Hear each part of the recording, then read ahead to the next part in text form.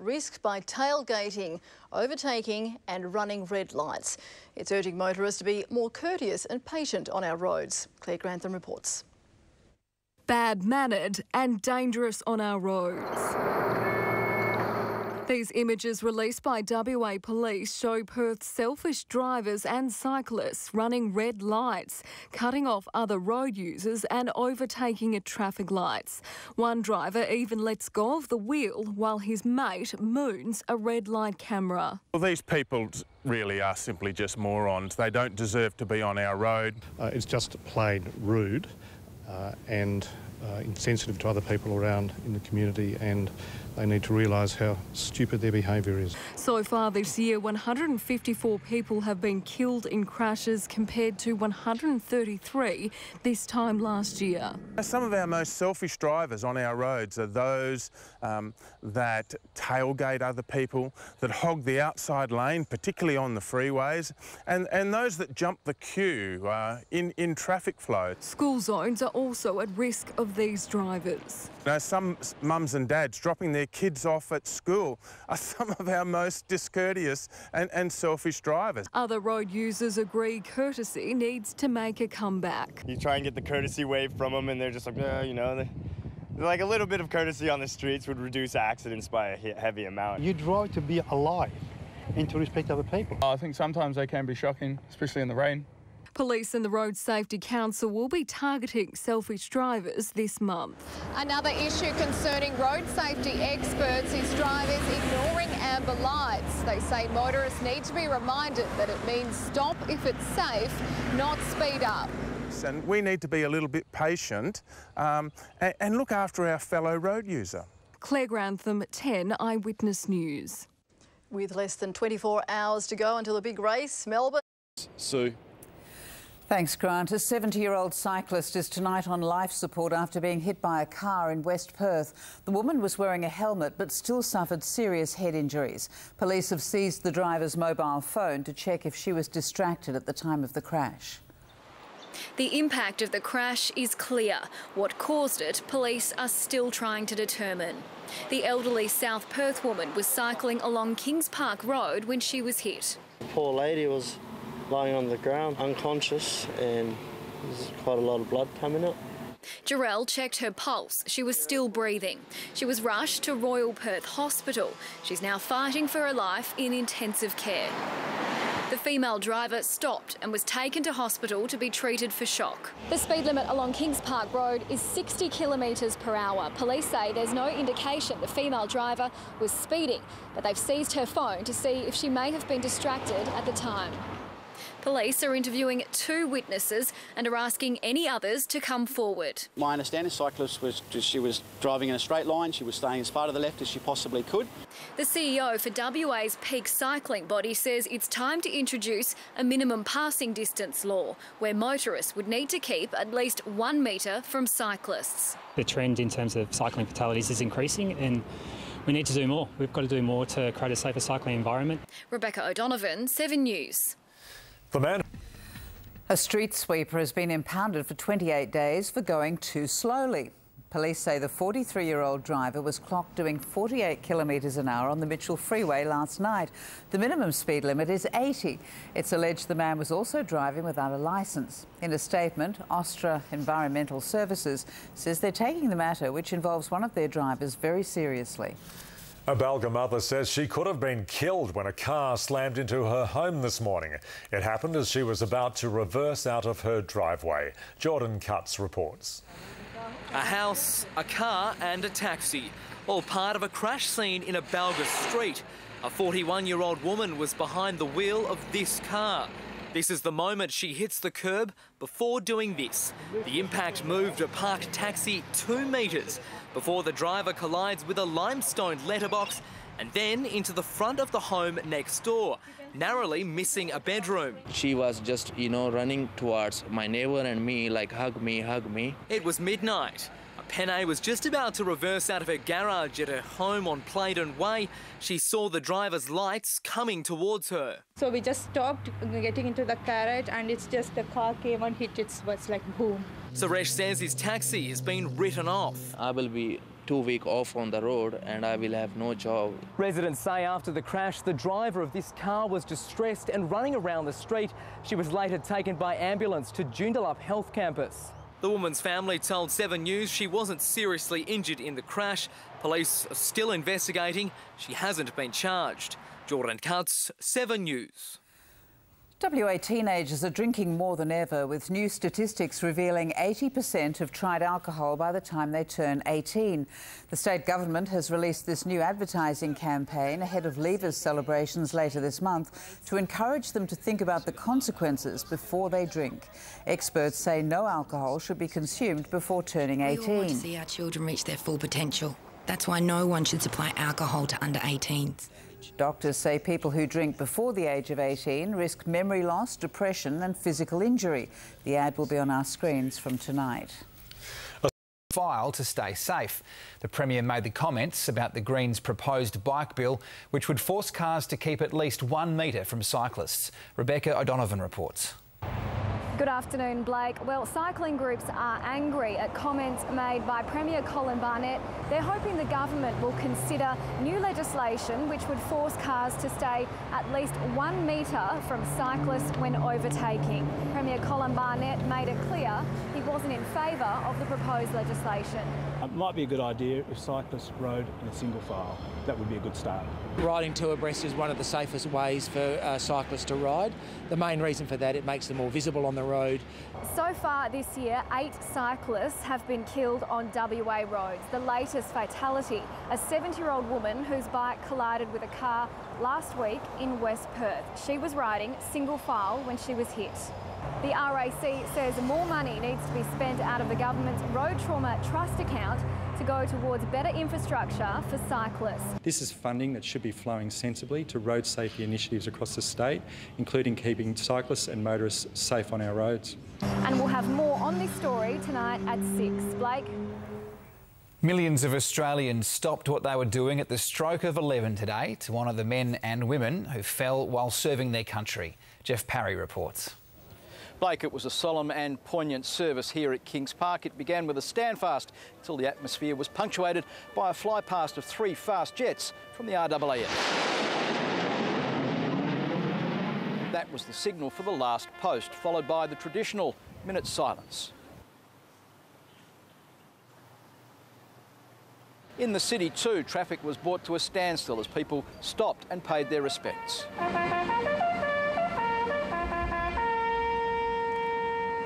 Here at the service in Kings Park, wreaths were laid at the memorial. And the main address was delivered by our new governor, Kerry Sanderson AO.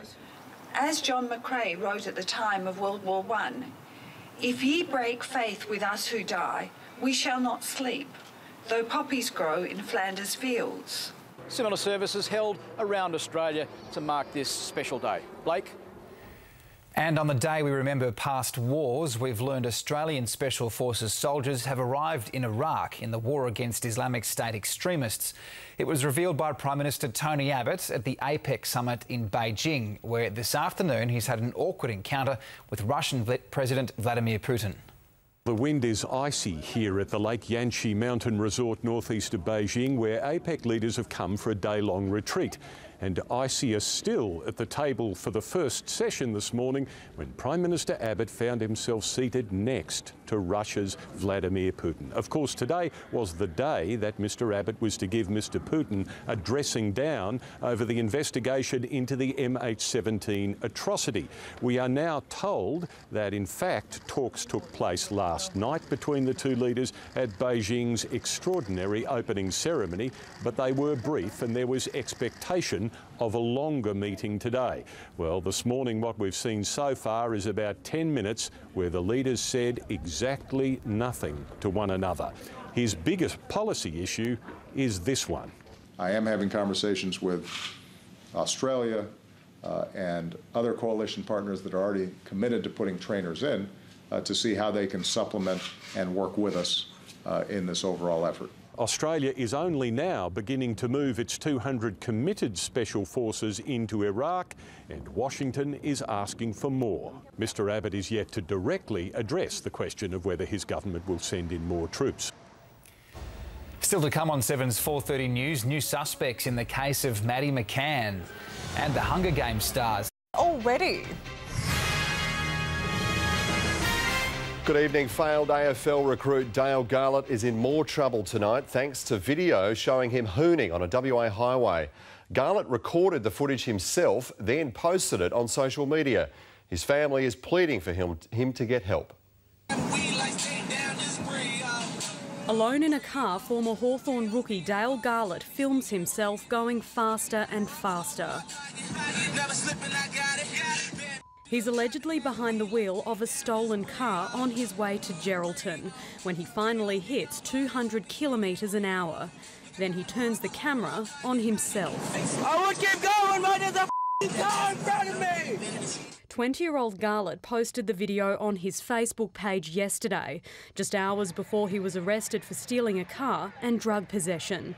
Today, his heartbroken family pleaded with him to get help before it's too late. I just want him to know that we love him and we care for him.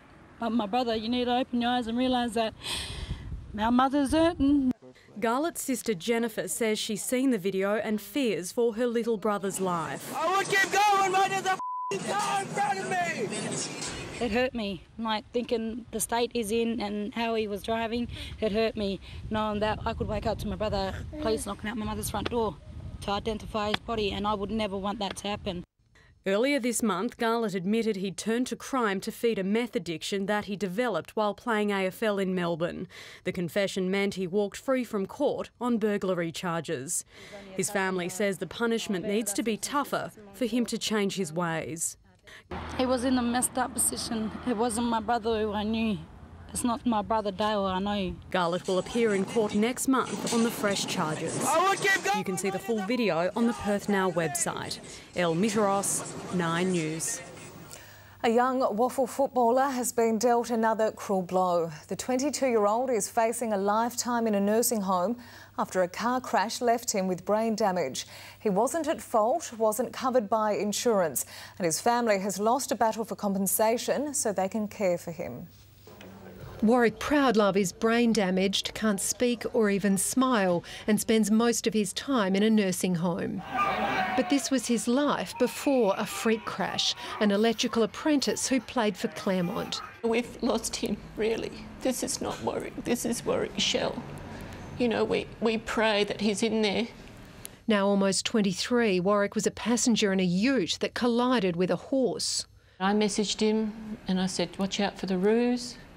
Travel safe, and you know, it just happens like that. His parents sued the driver for $8 million to pay for his lifetime care, but today a judge dismissed their claim. That's all we wanted. There's no big payout. It was just we wanted him to be looked after, even beyond our time. The civil trial heard the driver used his mobile phone during the trip, but the judge said there was no evidence of untoward driving before the collision. The Proudloves didn't want to take this case to court, but they did it for Warwick, who wasn't covered by third-party insurance because the driver wasn't at fault. The government's now considering covering everyone injured in car crashes. Would you willing to pay it? I would. I would. $109, it's a bit of money, but look at Warwick and his family and friends. It's a small price to pay, a small addition to your premium, to guarantee that you're properly taken care of if this happens to you. It can happen to anybody. Cecile O'Connor, 9 News. An elderly man has been terrorised by 3 teenage home invaders, all for just $15. The Cannington grandfather is so traumatised by the violent break-in, he's planning to sell his home. Filippo Malozzi was asleep on a couch inside his Cannington home about 4 o'clock yesterday afternoon when 3 men smashed their way in. He's pretty shocked about it, hasn't slept all night, keeps waking up with the events of the day. One man grabbed the grandfather and held a large kitchen knife to his throat. The 2 other intruders ransacking his home for 45 minutes. They eventually fled with just $15. The police are quite disgusted that these males have targeted such a vulnerable member of the community. Mr Malozzi is extremely frail and suffers from dementia. He wasn't injured, but he's so distraught he wants to sell his home of 27 years. He doesn't want to be home by himself anymore, and you know, he's taken away that independence from him. Neighbour Vicky Lowe noticed 3 men standing across the road before the attack. They just sort of looked at me and said something, and then I just kept walking and ignored them. Police say the 3 men were last spotted running towards Queen's Park train station. One of the offenders has been described as tall and dark-skinned, while the other 2 offenders have been described as fair-skinned. Late this afternoon, police charged a 14-year-old boy. Another suspect has also been arrested. Rebecca Johns, 9 News. 7 people have been injured in a head-on smash during a police pursuit in Leederville. And we have frightening vision of another chase in Bunbury that shows a driver speeding down the wrong side of the road. Driving at high speed on the wrong side of the road, this ute weaves through oncoming Bunbury traffic with a blown-out rear tyre. Watch as it narrowly avoids 2 cars on the approach to the Eelup roundabout. Idiot! He's going to cause another accident. Before it smashed into a police car, then a traffic light.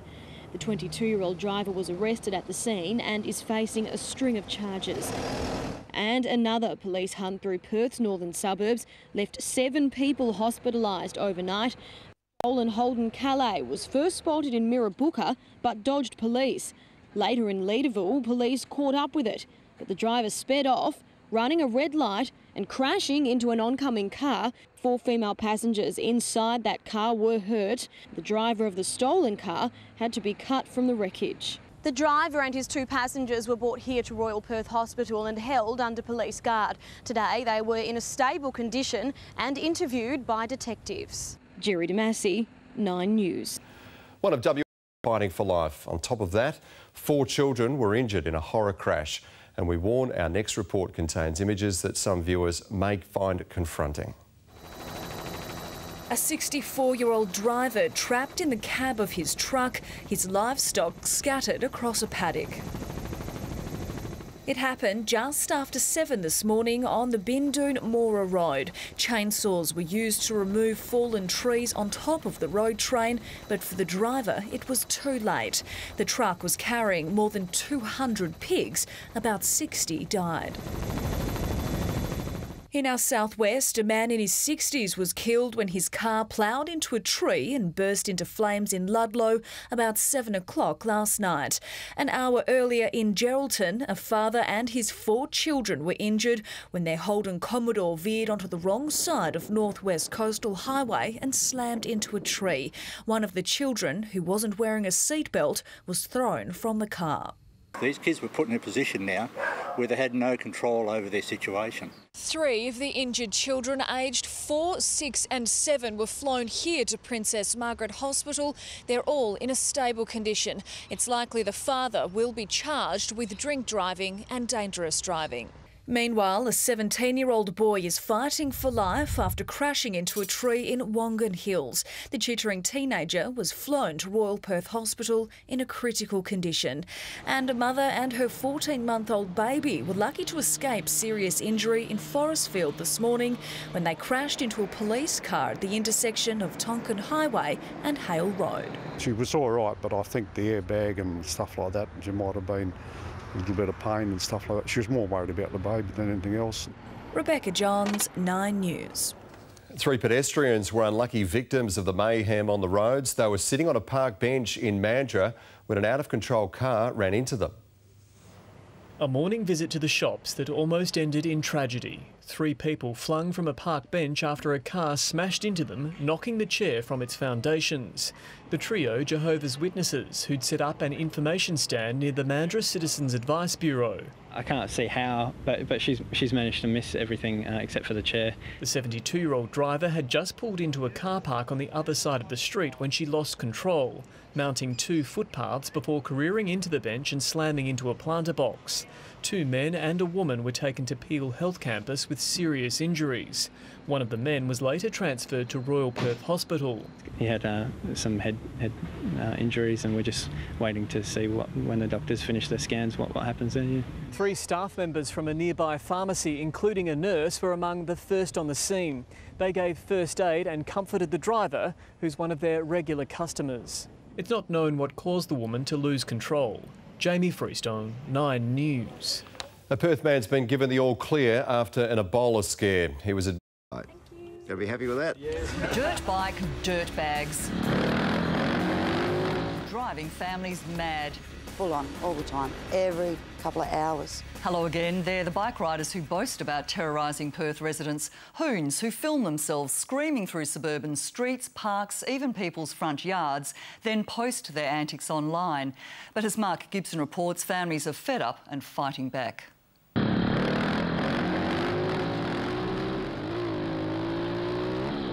This is an orchestrated bullfed exercise, it really is. 3 o'clock in the morning you could get woken up going, you know, the sound of a dirt bike. Full on, all the time, every, couple of hours. Absolutely ridiculous and outrageous stuff. They're the dirt bike dirt bags, wreaking havoc across 3 suburbs, filming it and putting it online. Noise. I mean, you're trying to sleep. It's illegal to ride unregistered dirt bikes on suburban streets. That doesn't stop these guys tearing up council verges, riding through traffic on the wrong side of the road, ripping across people's driveways and front yards, and burning through laneways and otherwise quiet cul-de-sacs, or as they describe it in their YouTube video, terrorising Rockingham.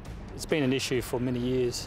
In the 22-minute video, the men brazenly break the law as they ride through Waikiki, Warnbro and Port Kennedy. I don't know what these guys must think that they are impervious to pain, suffering and death, because the things they were doing there were absolutely outrageous. This is one of the laneways in the YouTube video where the dirt bike riders, as well as scooters and motorbikes, come screaming through on a regular basis. I've spoken to many of the residents in the houses around here who describe the constant noise as well as damage to their front lawns and gardens, and what they say is intimidation and even threats to the children playing in the cul-de-sac. I'm worried about the kids as well, because they come through the alleyway, and one day I'm just afraid they might collide with them. Shane Cardole says he's been pleading with Rockingham Council to block off the laneway so the bikes can't get through. Either they put decent barricades across, motorbike resistant barricades, or just put a fence up. Some frustrated residents have taken matters into their own hands. I had some limestone rocks, so the best place to dump them. We tried to block it off. Not the walk-through path, just the path where the bikes were coming. They qualify in every hoon situation you can think of. Retired police traffic boss Neil Royal says the riders have committed a long list of offences. On footpaths, at speed, through parks, criminal damage, lawns, the rest of it, pedestrians in the way, cars backing out of driveways, and these guys are going for it. And I was waiting for one of them to come off. It didn't happen, unfortunately. Today Tonight has given the video to police who are now investigating. At times, the men's faces are visible. If you know who they are, let us know. Good, let's identify these great guys and pluck their wings from them. As for the laneway, Rockingham Council says physical barriers are already in place to restrict vehicle access. However, pedestrian and wheelchair access must remain at this stage. They could quite easily put adequate bollards up and that'll be the end of it. I'd like the council to close it so that this quiet cul-de-sac is back to being quiet again. So they need to grab these guys, remove the driver's licence from them and take their bikes off them as well. Mark Gibson reporting there. Now to the... Thanks, Rob. 45 people were caught breaking the law in just 3 hours today during a big police operation targeting city drivers. Plainclothes officers joined police in uniform for the blitz on William Street and St George's Terrace, which was triggered by complaints from the public. Amelia Brune reports. Within minutes of police arriving, drivers were caught doing the wrong thing. Morning, sir. Yeah. Is there any reason why you're on your mobile phone? Sorry? Any reason why you're on your phone? No, not that. I didn't call. No, it's in your hand. He was on his phone. I've spoken to him. Just pull him over, mate. After 10 minutes of arguing, the driver was fined. It soon became apparent there was a bit of a theme. Where's your phone? Is there any reason why you've got your mobile phone on your lap? What are you doing with your phone? I was just taking the time. Where's your phone? Where's your phone? Oh, it's here. Right, pull over. This man was fined for not wearing a seatbelt. His excuse, he was too fat. Bike riders were also targeted. This man was given a warning. What's this for? Yeah? It's for that. 45 infringements were handed out. Mobile phone use the most common. Jaywalking and not wearing a seatbelt the other main offences. Police say these sorts of operations are nothing new. They carry them out regularly. But the only difference today is that more officers are involved. There's a much greater police presence. This is more about educating the public about their responsibility in relation to road safety and where they fit into the bigger picture. Amelia Brune, 7 News. David Koch there. Now to one very lucky Perth policeman. Dashcam vision has captured the moment a truck narrowly misses the traffic officer who just pulled over another driver on the side of a Perth highway. Watch closely as the white truck changes from the right to left lane. Suddenly, he veers into the emergency lane where a motorbike policeman has pulled over another driver. He swerves and narrowly misses the police officer and tow truck. It happened last Thursday morning, peak hour, on busy Tonkin Highway in High Wycombe. The driver of the truck claims he was distracted by an accident further up the highway. Still travelling at around 80 kilometres an hour, it's anyone's guess how he didn't clean up the policeman and go straight up the back of the tow truck. He's been fined $100 for careless driving and lost 3 demerit points. The officer was left shaken by the incident. Senior police say it could have had tragic consequences. One very lucky police officer and tow truck driver. Grant Wynn, 7 News. A magistrate has criticised a Perth driver who ran down a cyclist in retaliation because he wasn't a morning person. Richard Sheridan was driving on Beaufort Street, Northbridge, when a cyclist punched and cracked his windscreen. Sheridan turned his car around before knocking the cyclist off his bike, pinning him underneath his car. His defence lawyer says it was utterly out of character for the former chairman of a charity organisation. Sheridan will be sentenced in 2 days. Tim. Thank you, Beck. Police are still trying to identify a cyclist killed when he was hit by a car in Willetton this morning. He was hit around 6 o'clock, but he wasn't carrying ID. Police say the cyclist wasn't wearing a helmet when he was hit by this Toyota Echo just before 6 this morning. We're now over the weekend and we're first thing on a Monday morning, we're called to another fatality. Major crash was forced to close High Road in Willetton for 5 hours. When the rider was knocked off his bike, it was still dark. We've seen 5 car crashes here now in the last 6 months, and it's hard to do something now with a crosswalk. The ambulance depot is just a few hundred metres down the road. Paramedics arrived here within minutes of receiving the 000 call. Once they got here, they performed CPR on the man for about 15 minutes before he was rushed to Fiona Stanley Hospital. He died an hour later. Police say he wasn't dressed for work and had no wallet or identification on him, making it difficult to notify his family. The driver hadn't been drinking or speeding. Police are unsure if any charges will be laid. They should have lights on their bikes at night, they should be wearing helmets, they should be taking all steps to make sure that they're safe. Scott Cunningham, 9 News. Ended. An investigation into the fatal crash on the Kwinana Freeway that claimed the lives of 2 men will look into exactly when authorities were alerted about the dangerous road conditions. Only Main Roads had the authority to close the freeway, but that wasn't done until it was too late.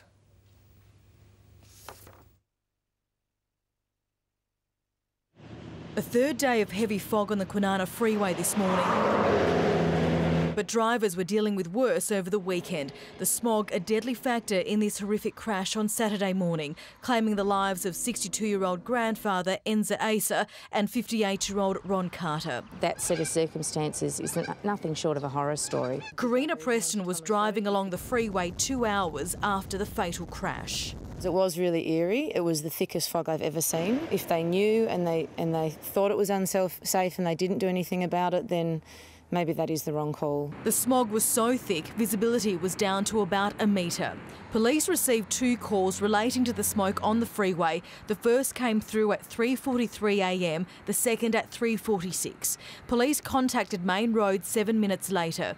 At 4:10, Main Roads crews headed to the scene. At 4:13 a.m, fire authorities were alerted by a 000 caller concerned about smoke. The fatal crash happened before Main Roads arrived. It would be 10 10 whole minutes before the freeway was closed. At 4:55 a.m, a smoke alert was issued. The families of the victims found out much later their loved ones had died. The crash could have happened for lots of reasons that we don't yet know, and it is a file for the coroner, so I can't speculate on why the crash occurred. Who knew what when will be a key part in the investigation into this fatal crash and whether the freeway should have been closed. The state government says it's also looking into whether communication between all departments can be improved. The Police Minister has urged drivers to take extra care heading into the Easter long weekend. Once again, just imploring motorists to drive to conditions. If the visibility is poor, you need to slow right down. Tracy Vo, 9 News.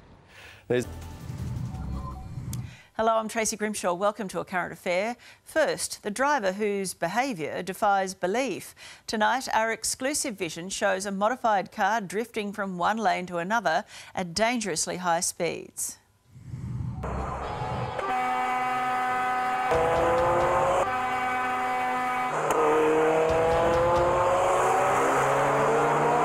This driver appears to have a death wish, totally irresponsible driving. Stupid, idiotic, unbelievably dangerous.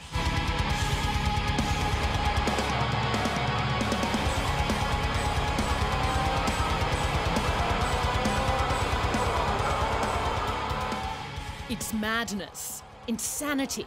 It's like nothing we've ever seen before on an Aussie freeway. Innocent lives are put at risk. Combination of fines, demerit points, loss of licence, but in this case imprisonment would be a real possibility.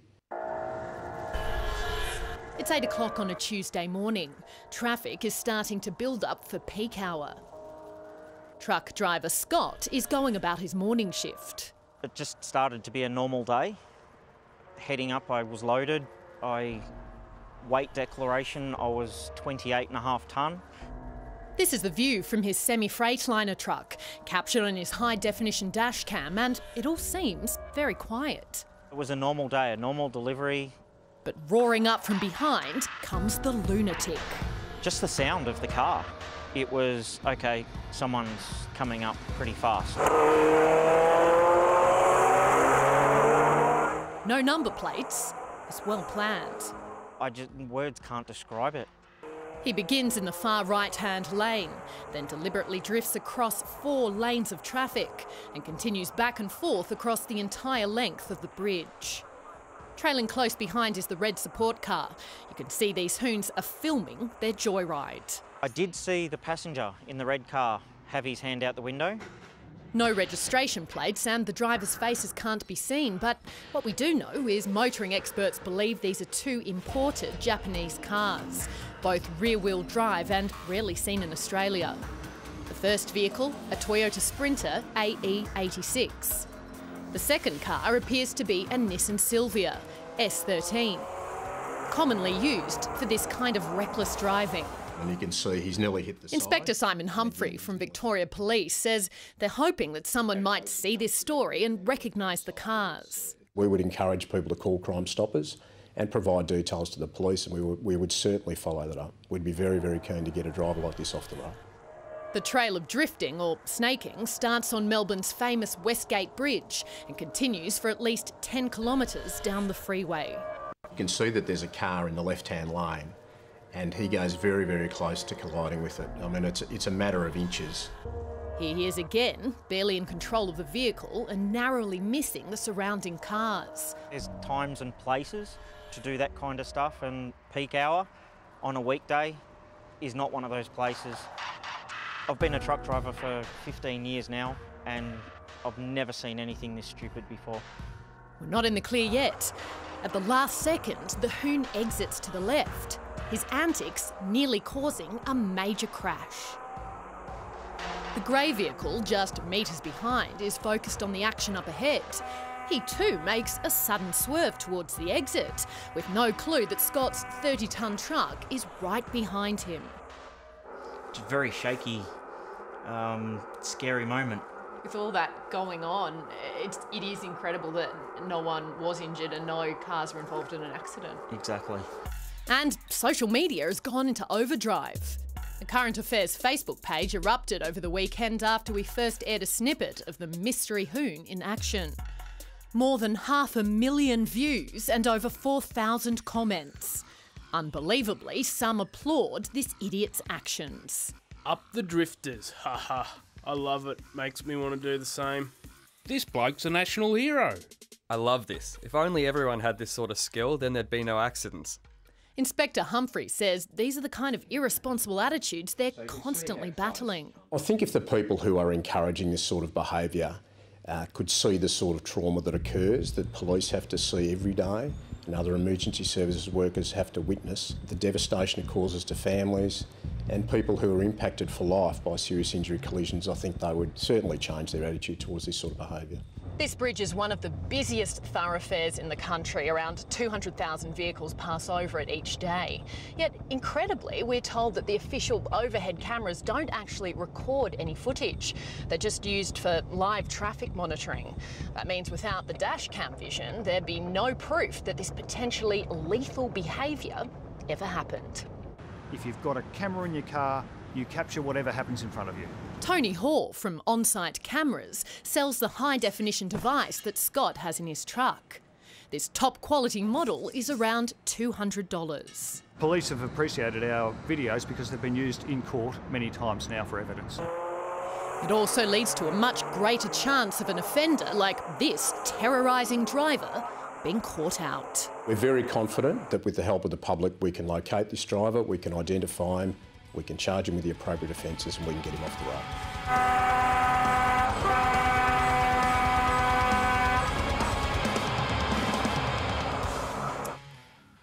And if you know the drivers involved in that video, police want to hear from you. Please contact Crime Stoppers on 1800 333 000. That's 1800 333 000. Now, the dramatic development in a story we brought you last week about a frightening road rage attack caught on camera. After we handed the video over to police, they took action. Couldn't believe it was happening, yeah. Shocking scenes in a normally quiet suburban street. A young woman on her L plates and her boyfriend allegedly attacking another car in broad daylight. And they might have got away with it were it not for John, a quick-thinking driver following behind. I saw the guy walk to the side there, he looked pretty upset, and started hitting the car, and that's when I pulled out the camera, the phone, and started filming. The couple stopped their car in Cogra, South Sydney, and approached the occupants of a grey Holden Commodore travelling behind them. Police allege the woman and the man then punched both the driver and his passenger and kicked the car. When the Commodore tries to take off, the man flings himself onto the bonnet, then falls off as it swerves around the couple's white Mazda. The woman injured her foot in the attack while her boyfriend suffered a broken knee. That was pretty frightening to see him jump on the car. They were just trying to get away. I would have hated to be in that car. Police knew who their suspects were early in the investigation, but were short on evidence. That is, until we provided them with John's vision. Really scary to see these things happening. Yesterday, St George Police charged a 44-year-old man and a 23-year-old woman with a fray and behaving in an offensive manner. It's also been revealed that all involved in the incident knew each other.